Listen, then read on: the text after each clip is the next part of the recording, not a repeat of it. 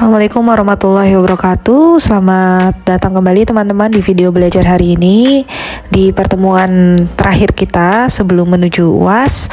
Dan kali ini saya menggabungkan menjadi satu ya untuk kedua materi terakhir tentang tipe komunikasi dan efektivitas komunikasi. Silahkan ditonton video belajarnya sampai akhir. Baik, sekaligus mereview kembali ya terkait dengan ruang lingkup komunikasi, bahwa pengertian komunikasi atau definisi komunikasi ini sangat banyak gitu ya. Teman-teman sudah belajar untuk mengelaborasi beberapa definisi oleh para ahli gitu. Nah, pada intinya jika didefinisikan kembali dari pokok-pokok materi yang sudah kita bahas, inti dari komunikasi itu adalah bagaimana kita sebagai seorang sumber gitu ya, menginformasikan tentang suatu hal kepada orang lain dengan maksud dan tujuan tertentu, baik melalui verbal maupun dengan cara non-verbal. Nah, berdasarkan dengan fungsinya, teman-teman sudah menanyakan berbagai hal gitu ya pada diskusi tiap kelompok yang presentasi, bahwa dari sini kita belajar bahwa pertama, komunikasi berfungsi untuk to inform gitu ya, menginformasikan informasi gitu ya, pesan kepada orang lain gitu. Kemudian adalah controlling atau mengendalikan. Dengan komunikasi kita bisa mengendalikan orang lain ya, mengendalikan secara personal ya, maupun bahkan massa gitu, orang banyak. Kemudian motivating ya, memotivasi, to motivate nih. Dengan komunikasi khususnya dalam ruang lingkup psikologi ya, bimbingan konseling, dengan komunikasi kita dapat mengatur ya perilaku orang lain, bahkan merubah sikap dan perilaku orang lain sesuai dengan arah dan tujuan yang ingin kita capai. Kemudian terakhir adalah expressing emotion. Nah, dari sini dari komunikasi kita juga dapat mengekspresikan perasaan kita nih, marah, sedih, kecewa ya, dari ekspresi wajah kita secara nonverbal misal. Nah, itulah beberapa fungsi dari komunikasi yang contoh-contohnya sebenarnya pasti teman-teman sudah paham ya, karena sudah banyak kita diskusikan pada tiap pokok materi yang dipresentasikan kelompok. Baik, kita lanjut. Selanjutnya kita berbicara terkait dengan skill atau kemampuan ya. Komunikasi sebagai soft skill. Kita tahu bahwa di setiap sekarang ya persyaratan pekerjaan, kemudian juga rekrutmen tertentu, pasti salah satunya membutuhkan communication skill. Jadi berdasarkan 21st century skills, ada 4 hal yang perlu teman-teman perhatikan dan juga asah gitu ya dalam diri individu teman-teman sekalian. Pertama adalah critical thinking, kemudian communication, collaboration, dan creativity. Critical thinking atau berpikir kritis ya, melihat segala sesuatu dari berbagai perspektif, berbagai sudut pandang, memperluas daya eksplorasi kita terhadap suatu masalah. Itu menjadi hal yang penting di abad 21 sekarang ini, karena ya semakin kompleks ya, cara berpikir masyarakat juga semakin kompleks, dipengaruhi oleh dunia luar gitu. Maka kita perlu untuk juga mengembangkan daya berpikir kritis kita. Nah, kemudian selanjutnya yang kedua adalah komunikasi. Nah, komunikasi ini sendiri ya sebagai bagian dari soft skill di berbagai aspek pekerjaan, termasuk pendidik, dan ya tentu saja gitu ya, untuk bisa menjalin hubungan orang, nanti kaitannya dengan kolaborasi, kita juga membutuhkan skill komunikasi yang baik ya, antar individu, dalam tim ya atau kelompok. Kolaborasi. Nah, kolaborasi ini adalah tindak lanjut dari bagaimana kita menerapkan komunikasi yang baik sehingga kita bisa menciptakan kolaborasi dengan orang lain untuk mencapai tujuan tertentu. Dan yang terakhir adalah creativity. Tidak terlepas dari creative thinking yang kemudian tujuannya adalah untuk memecahkan masalah, sehingga dari situ kita juga bisa mengasah daya kreativitas kita gitu ya, dari hasil berpikir kita melihat dari berbagai perspektif atau sudut pandang.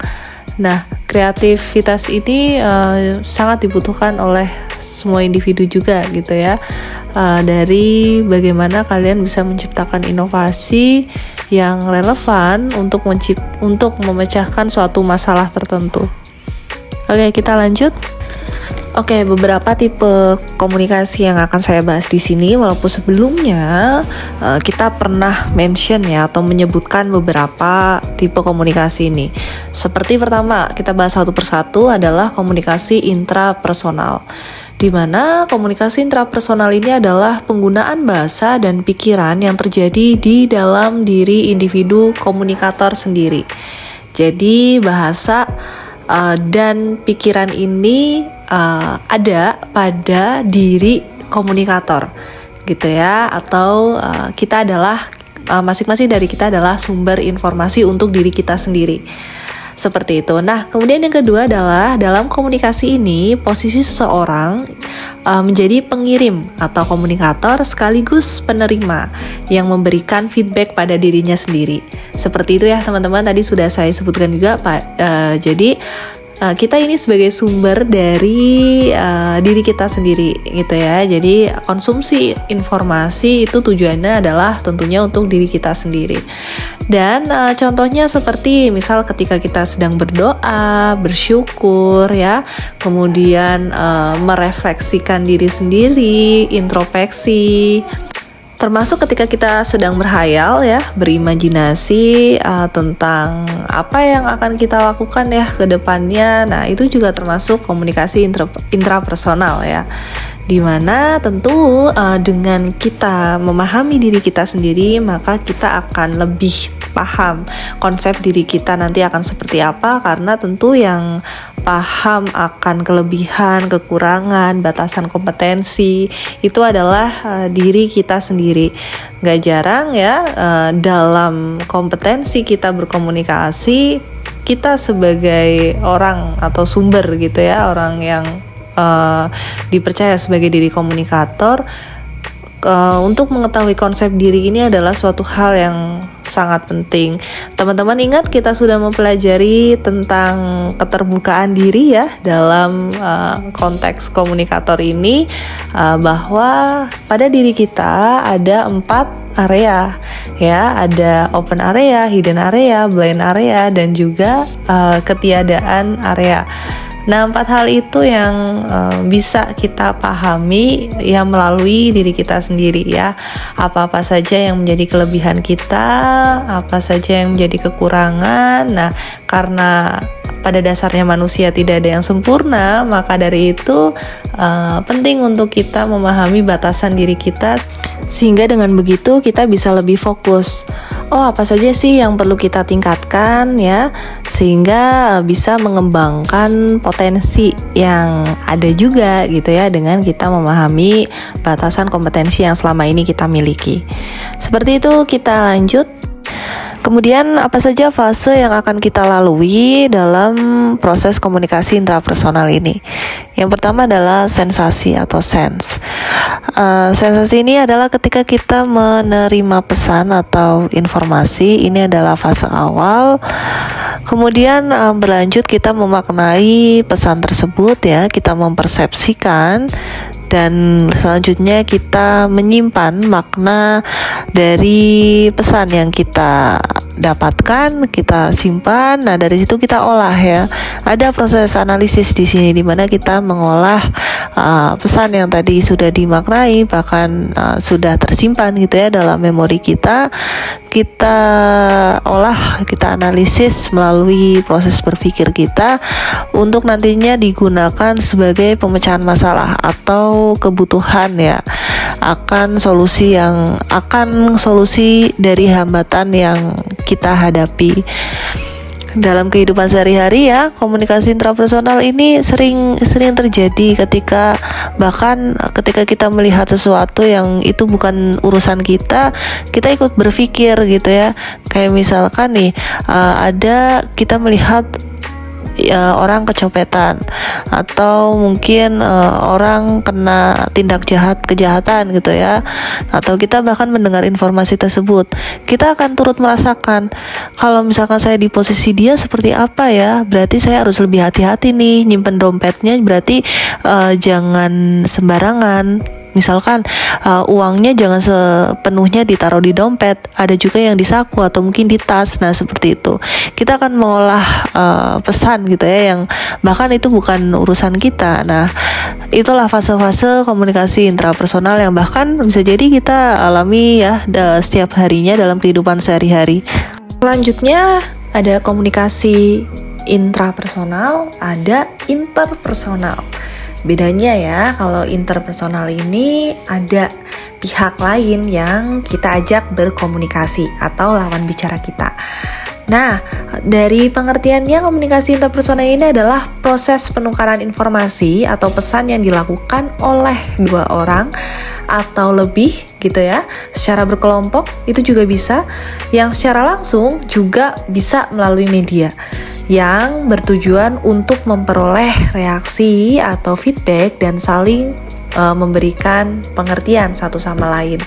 Karena pada komunikasi interpersonal ini kan ada pihak lain yang terlibat ya. Jadi penyandian balik itu pasti terjadi, decoder, encoder, transmisi pesan ya. Kalau teman-teman ingat proses komunikasi ada gitu ya pada komunikasi interpersonal ini, dan tujuannya bermacam-macam. Nah kita next ya untuk kita cari tahu tujuannya. Nah ini dia, ada beberapa tujuan komunikasi interpersonal. Pertama, menyampaikan informasi jelas ya.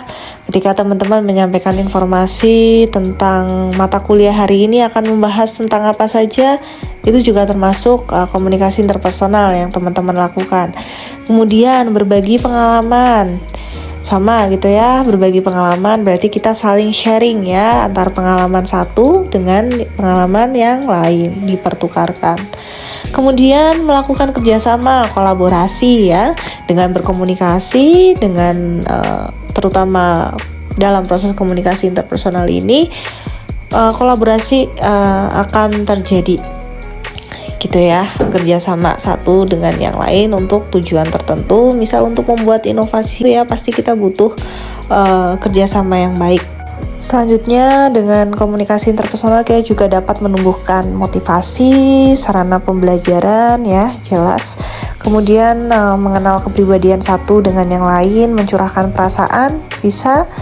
Misal teman-teman menyukai orang lain kan pasti butuh untuk dikomunikasikan ya, agar target kalian tahu tentang perasaan kalian gitu kan. Kemudian mengubah sikap atau perilaku seseorang, bahkan melalui komunikasi interpersonal ini bisa dilakukan ya, karena bisa lebih intens dengan frekuensi interaksi yang lebih sering, maka kita bisa mempengaruhi sikap atau perilaku orang lain ya secara psikologis. Baik, kita lanjut.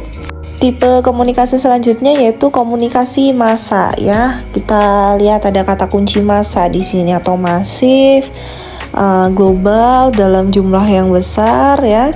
Kalau dilihat secara definisi, komunikasi massa ini diartikan sebagai proses di mana organisasi atau kelompok media tertentu. Nah, dari sini kita bisa lihat bahkan sumber informasi itu bisa dilakukan dalam berkelompok gitu ya, berkelompok atau organisasi untuk menyebarkan pesan atau informasi kepada khalayak, kepada publik. Ya, kata kunci di sini massa itu adalah karena lingkupnya besar ya, maka kita juga termasuk ketika menyebarkan informasi ke publik ya, komunikasi publik itu juga kita memanfaatkan media di sini ya, media massa. Contohnya yang sedikit tertinggal kita sudah pelajari ya, ada media cetak. Kemudian ada, kalau dari elektronik ya, ada radio yang bisa menyebarkan informasi secara masif gitu ya ke publik, ke masyarakat yang dulu dilakukan yang sekarang sudah mengalami banyak transformasi ke media-media digital yang teman-teman tahu ya, termasuk media sosial. Oke, apa saja komponen dari komunikasi massa ini? Nah, ini dia untuk komponen komunikasi massa. Tidak jauh berbeda ya teman-teman untuk komponen komunikasi massa dengan komponen komunikasi pada umumnya. Yang pertama ada komunikator, jelas ada yang menyampaikan pesan, kemudian pesannya apa, dan ada media massa. Kita sudah belajar ya media massa bentuknya macam-macam, ada audio visual juga bisa ya. Kemudian ada khalayak atau publik yang ingin kita sasar, dan bedanya adalah di sini ada gatekeeper atau pengontrol yang mengendalikan, dalam arti adalah sebagai garda terdepan ya, termasuk humas, public relation ya, itu juga sebagai garda terdepan yang memfilter pesan seperti apa yang memang layak untuk disampaikan ke publik, apakah berlebihan atau perlu untuk direduksi dan lain sebagainya. Nah, ini peran pengontrol di sini ya dalam komunikasi massa. Dan terakhir jelas ya adanya feedback. Feedback di sini bisa diakumulasikan karena ini terjadi pada lingkup yang global gitu ya, yang masif. Kita bisa melihat secara akumulasi bagaimana sih kira-kira pesan kita, apakah diterima secara positif oleh publik, oleh masyarakat gitu ya, atau mungkin efektif atau tidak. Nah, bisa kita lihat dari audiensnya atau halayaknya, atau kalau di media sosial ya kita sebutnya sebagai netizen ya teman-teman semuanya. Nah, itu dia komponen dari komunikasi massa. Dari beberapa tipe komunikasi yang tadi kita sudah bahas, bahwa salah satu hal yang menjadi prioritas yang penting gitu ya dalam proses komunikasinya adalah khalayak atau audiens. Bagaimana kita bisa meyakinkan audiens terhadap apa yang ingin kita sampaikan? Nah, maka dari itu perlu untuk kita mempelajari efektivitas komunikasi, terutama dilihat dari audiens yang akan kita sasar gitu ya. Kita anggap bahwa selain komponen komunikan seperti media, kemudian ya media ya terutama itu sudah clear. Nah, sekarang bagaimana agar kita memiliki engagement dengan audiens ya terutama. Oke, yang pertama adalah engage to the listener. Nah, ini dia ketertarikan ya audiens terhadap kita ini dilihat dari beberapa hal, selain diri kita sebagai komunikator ya, kredibilitas kita, tapi juga dilihat dari bahasa kita secara verbal, kemudian dilihat berdasarkan topik ya, informasinya apakah relevan dengan audiens kita ya, atau mungkin topik-topik yang aktual ya, yang penting itu akan lebih mengengage listener gitu ya, audiens kita. Dan juga yang terakhir adalah gestur kita gitu ya, penting untuk kita menguasai body language ya, dan juga komunikasi nonverbal untuk bisa kita pelajari juga. Nah, berkaitan dengan komunikasi nonverbal ya, ini cara kedua untuk mengefektifkan sebuah komunikasi adalah pay attention to non-verbal sign.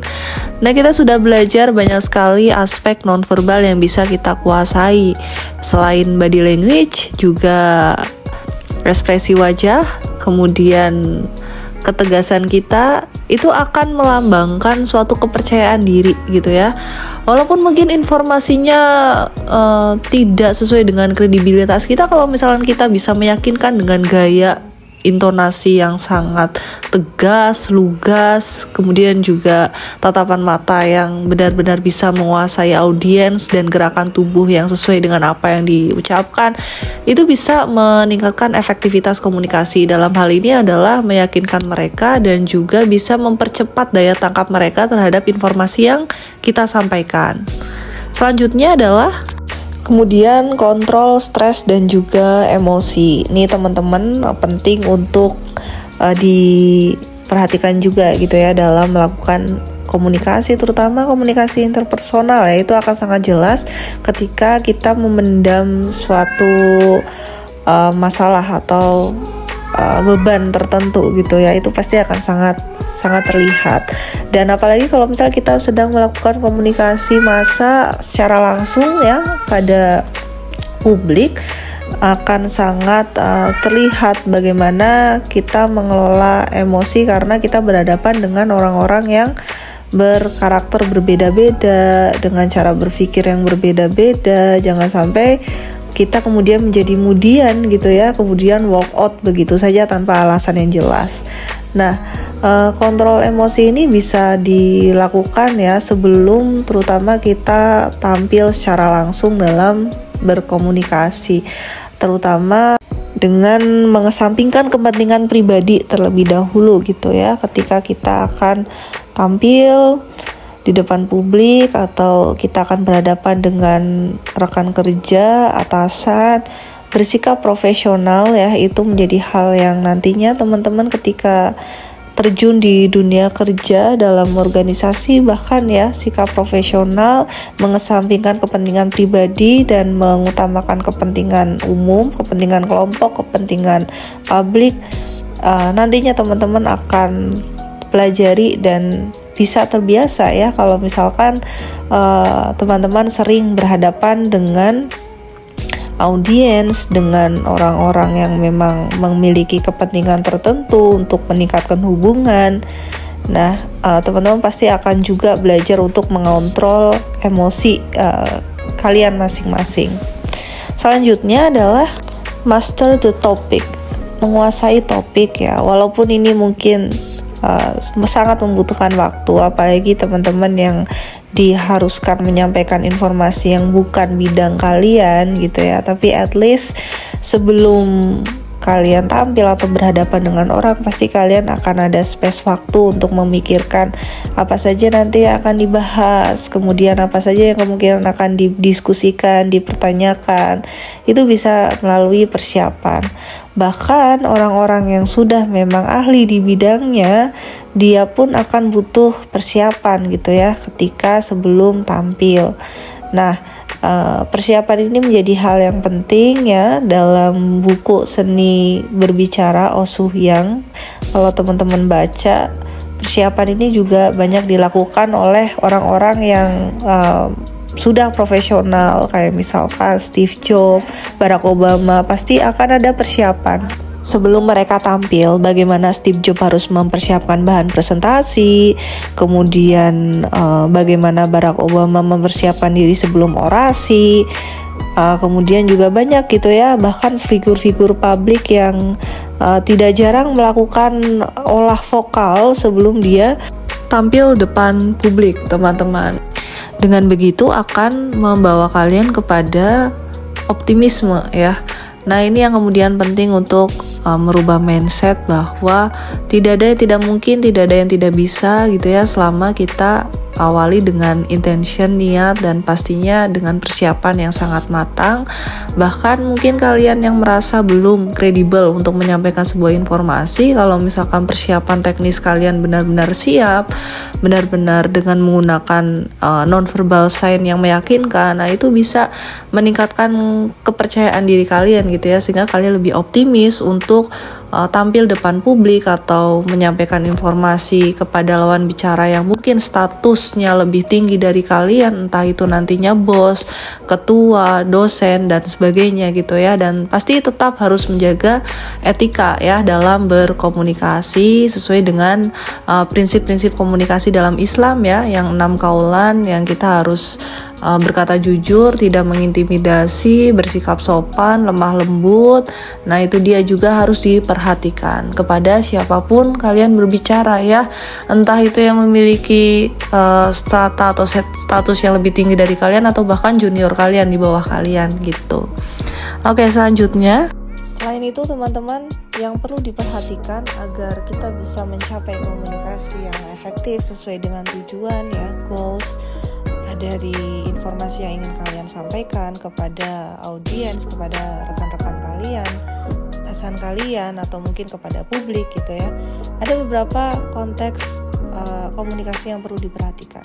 Yang pertama adalah setting. Setting ini ada setting tempat dan juga setting waktu, di mana kalian berkomunikasi dan kapan kalian berkomunikasi. Itu menjadi hal yang penting.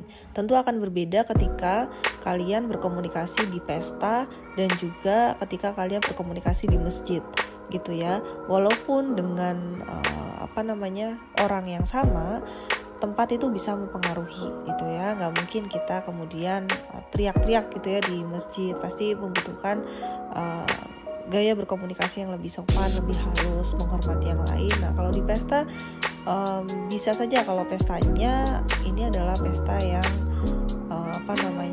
yang ramai gitu ya, yang memang pesta-pesta yang full musik, sehingga kita harus bisa seru-seruan gitu ya di situ dengan teman-teman kita.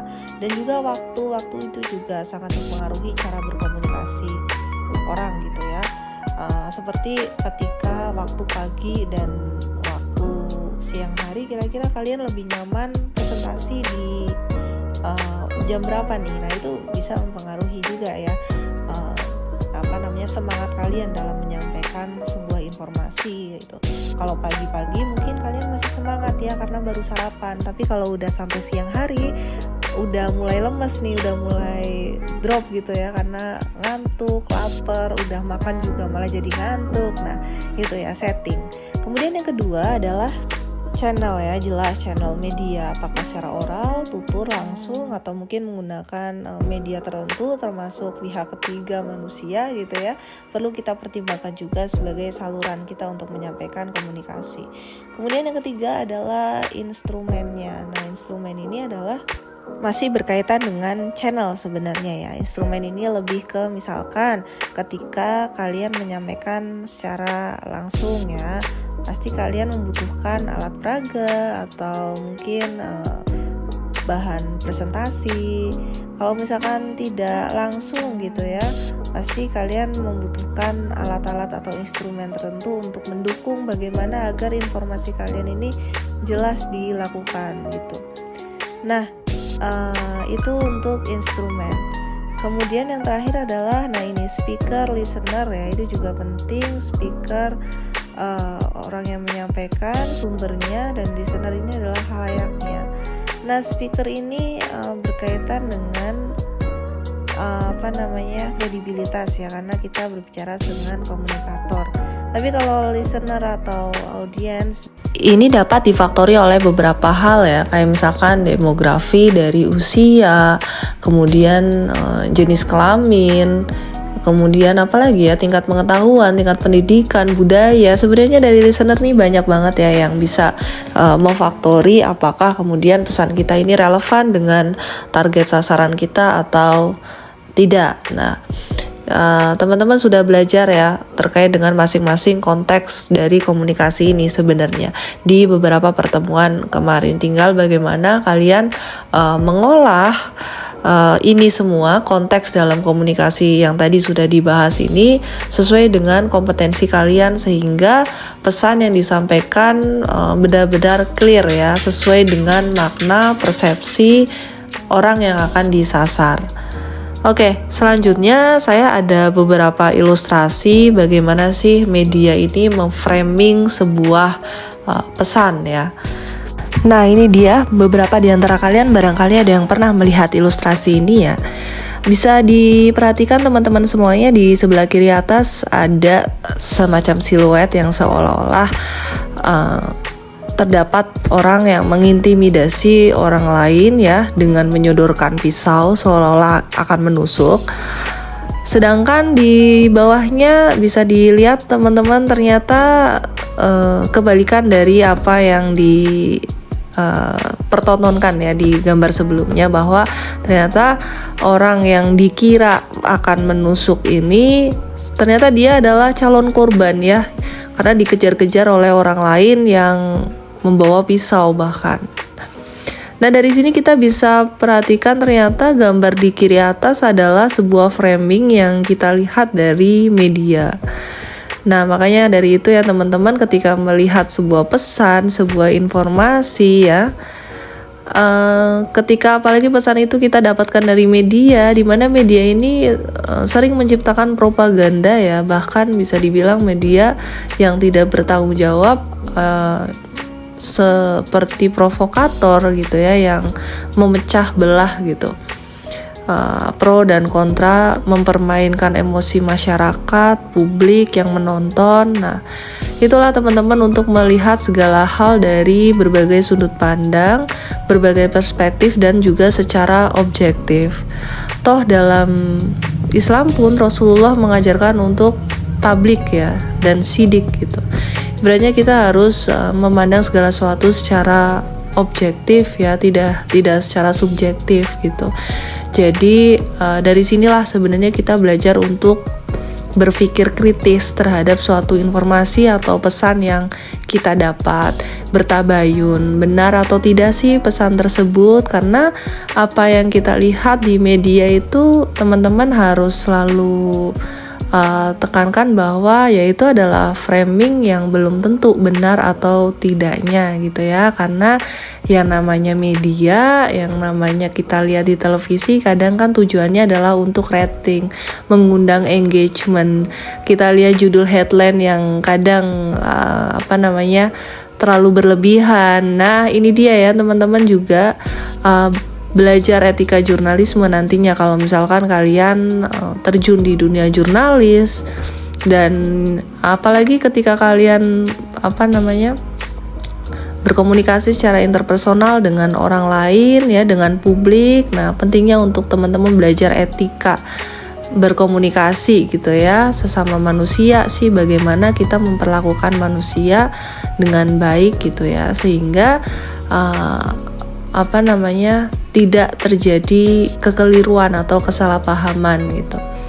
Nah itu dia teman-teman ya, terkait dengan ilustrasi dari bagaimana media memframing sebuah pesan yang kadang juga tak terlepas dari unsur hoax ya, berita bohong yang kemudian mengundang ujaran kebencian. Nah itu ya teman-teman semuanya yang kemudian perlu untuk diperhatikan.